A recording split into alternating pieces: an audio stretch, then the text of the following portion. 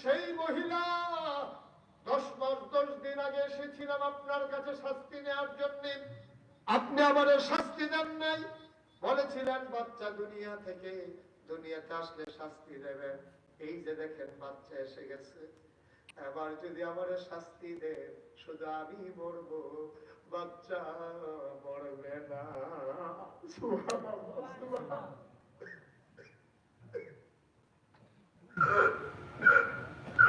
আল্লাহর নবী ডাক্তার মহিলা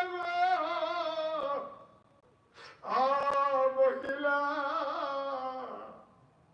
এই বাচ্চা এখন কি খায় গো মহিলা? আমার বুকের দুধ খায়, রুটি খায়। কয় না ইয়া রাসূলুল্লাহ, দুধের বাচ্চা রুটি খাবে কেমনে? গোশত খায়। কয় কেমনে সম্ভব? কয় তোমার যদি শাস্তি দিই, তুমি যদি মরে যাও, বাচ্চা দুধ পাবে। যতদিন বাচ্চা রুটি আর গোশত খেতে না শিখবে, ততদিন পর্যন্ত তোমার শাস্তি দেওয়া যাবে না, চলে যাও। মহিলা কাঁদতে কাঁদতে চলে গেলে, বাচ্চা তিল তিল করে বড় হয়। বাচ্চারে রুটি খাওয়া শিখাইছে, বাচ্চারে গোশত খাওয়া শিখাইছে। এক হাতে এক টুকরা রুটি আর এক হাতে এক টুকরা গোশত নিয়ে নবীর দরবারে এসে হাজির। আল্লাহ নবী কয়, তুমি কে মহিলা? তোমারে চিনলাম না। ইয়া রাসূলুল্লাহ, আপনি আমাকে ভুলে গেছেন। আমি তো সেই পাপী মহিলা যে জিনা করে ফেলেছিলাম, পরপুরুষের সাথে মেলামেশা করেছিলাম।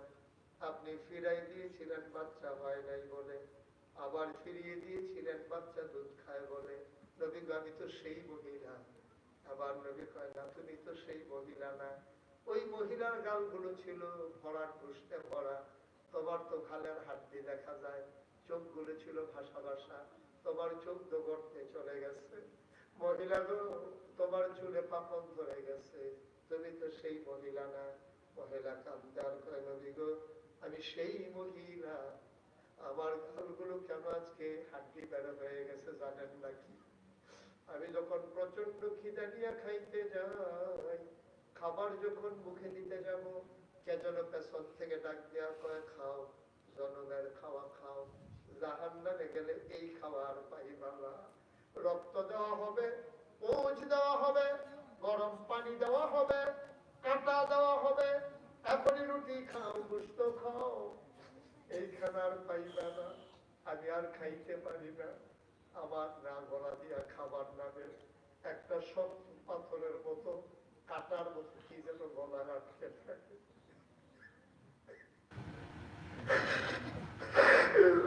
খাইতে যাই,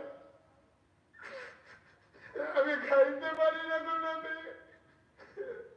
আমি যখন ঘুমাইতে যাই, আমার যখন মনে পড়ে জাহান্নামের আগুন আমার ধাউ ধাউ করে পোড়াই ফেলবে, আমি ঘুমাইতে যাই আর ঘুমাইতে পারি না গো নবী।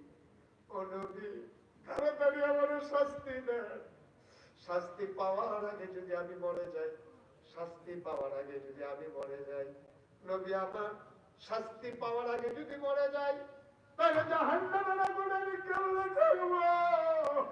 রক্ত আর পুজ আমি কেমনে খাবো গো নবী? তাড়াতাড়ি শাস্তি দেন। আর আপনি দোয়া করে দেন, আল্লাহ যেন আমার মাফ করে দেয়। নবী বললেন, এটা কেমন মানুষ? এইভাবে বারবার ফিরে আসতে আমি দেখি নাই। এই মহিলার পালাই গেল পারত, শাস্তি মাত্র দিতে চায়। এই মহিলা কি পাগল নাকি? আল্লাহ নবী বললেন, গর্ত করে দাও, রাস্তার মোড়ে গর্ত করে দেওয়া হলো। মহিলাকে বুক পর্যন্ত দাবিয়ে দেওয়া হলো। নবী যে আকাশের দিকে চায়, আল্লাহর কি মায়া নাই? আল্লাহ কি রহমান রাহিম না? এতবার মহিলারা আসার পরে তারপর আল্লাহ কেন ক্ষমার ঘোষণা দেয় না বুঝলাম না। আল্লাহর নবী বারবার তাকায় যে ইব্রাহিম কেন আসে না। নবী জিবরাইলের অপেক্ষা করতেছেন, না কোনো খবর নাই। শরীয়তের নবী, মাসালা তো প্রয়োগ করাই লাগবে। নবী হুকুম করলেন, মারো, পাথর মারা শুরু করো। পাথর মারা হলো, মাথার ভিতরে পড়ে ফিনকি দিয়ে রক্ত ছুটলো।